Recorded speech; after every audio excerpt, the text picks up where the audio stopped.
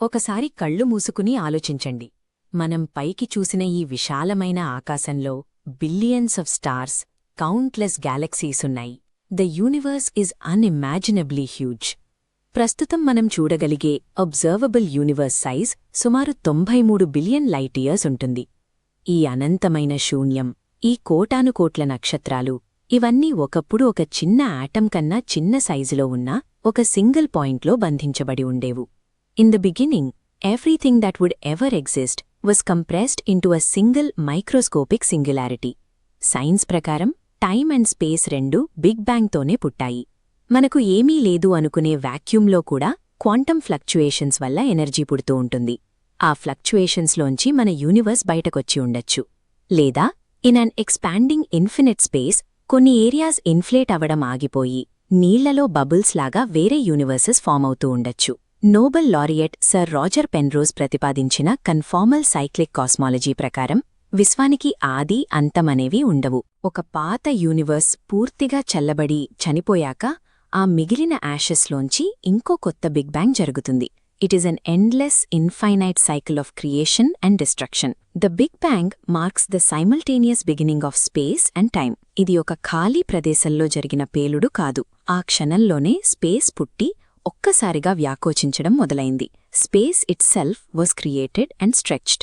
Big bang జరిగిన మొదటి fraction of సెకండ్ని ప్లాంక్ ఈపాక్ అంటారు. ఆ క్షణంలో ఉష్ణోగ్రత 100 మిలియన్ ట్రిలియన్ డిగ్రీస్ పైన ఉంది. ఆ తీవ్రమైన పరిస్థితుల్లో gravity, electromagnetism, strong and weak nuclear forces, ఈ 4 ఫండమెంటల్ ఫోర్సెస్ అన్నీ కలిసిపోయి ఒకే సూపర్ ఫోర్స్ లాగా ఉండేవి. ఆ తర్వాత జరిగిన ప్రాసెస్నే కాస్మిక్ ఇన్ఫ్లేషన్ అంటారు. Within a fraction of a second the universe expanded exponentially, faster than the speed of light itself.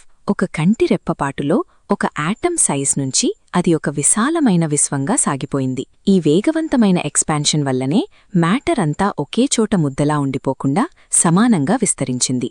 Inflation సృష్టించిన ఈ యూనిఫామ్ ఫౌండేషన్ వల్లే భవిష్యత్తులో గెలాక్సీలు, నక్షత్రాలు ఏర్పడటానికి వీలైంది.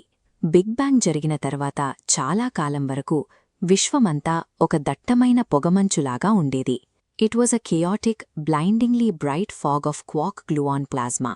విపరీతమైన వేడి వల్ల ఎలక్ట్రాన్స్ ఫ్రీగా తిరుగుతూ వెలుతురును ప్రయాణించనివ్వకుండా అడ్డుకునేవి. సుమారు 3,80,000 సంవత్సరాల తర్వాత యూనివర్స్ టెంపరేచర్ 3000 కెల్విన్కి పడిపోయింది.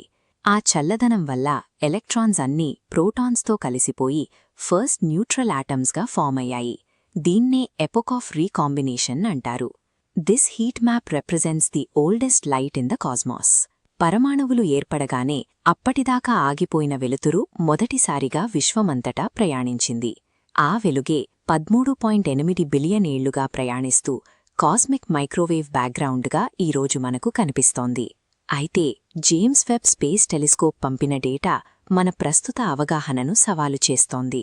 JWST డేటా ప్రకారం విబ్బన్ జరిగిన కేవలం కొన్ని వందల మిలియన్ ఏళ్లకే అతిపెద్ద గెలాక్సీలు కనిపిస్తున్నాయి. JWST కనుక్కున్న ఈ లిటిల్ రెడ్ డాట్స్ మరియు భారీ గెలాక్సీలు మన స్టాండర్డ్ ఫిజిక్స్ మోడల్స్కి అందడం లేదు. ఇంత తక్కువ సమయంలో అంత సంక్లిష్టమైన గెలాక్సీలు ఎలా ఏర్పడ్డాయో వివరించడానికి మన దగ్గర ఉన్న గణితం సరిపోవడం లేదు.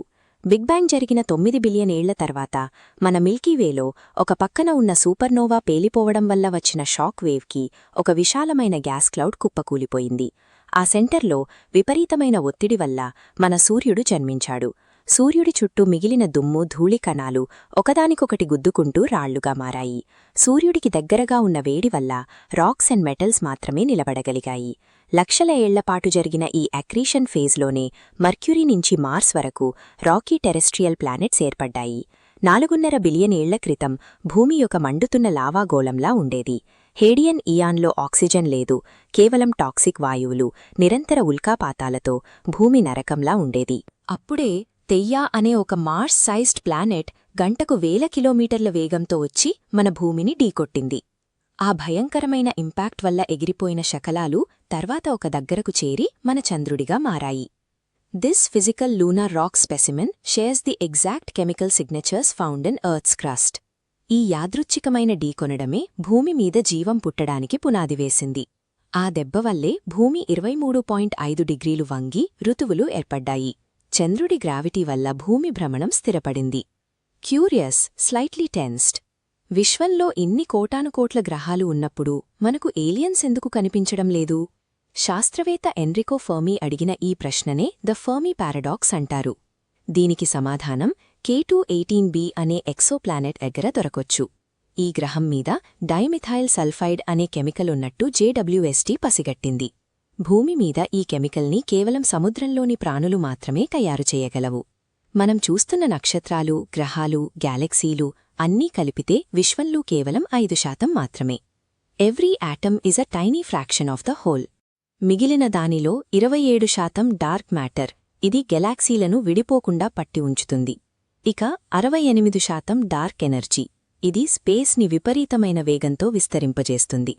ఈ శక్తుల మధ్య ఉన్న లెక్కలు ప్రస్తుతం సైంటిస్టులకు అంతుచిక్కడంలేదు. దీన్నే ద హబుల్ టెన్షన్ అంటారు. విశ్వం మనకింకా తెలియని ఎన్నో రహస్యాలను తనలో దాచుకుంది. మన శరీరాల్లోని ప్రతి పరమాణువు నక్షత్రం నుంచి వచ్చినదే. As Neil deGrasse Tyson describes, the elements of our bodies were forged in the hearts of dying stars. మన రక్తంలోని ఐరన్, మన ఎముకల్లోని కాల్షియం, ఇవన్నీ కోట్ల ఏళ్ల క్రితం పేలిపోయిన నక్షత్రాల అంతర్భాగంలో తయారయ్యాయి. We are the direct descendants of the ancient cosmos. అనంతమైన ఈ శూన్యంలో మన భూమి కేవలం ఒక చిన్న చుక్క. కార్ల్ సేగన్ చెప్పినట్టు ఇది పేల్ బ్లూ డాట్. మన చరిత్ర అంతా ఈ చిన్న మార్జిన్ మీదనే జరిగింది. We are a way for the cosmos to know itself. విశ్వం తనను తాను తెలుసుకోవడానికి మనం ఒక సాధనం. ప్రస్తుతం మనకున్న ఏకైక నివాసం ఈ చిన్న గ్రహమే. దీనిని కాపాడుకోవడం మనందరి బాధ్యత.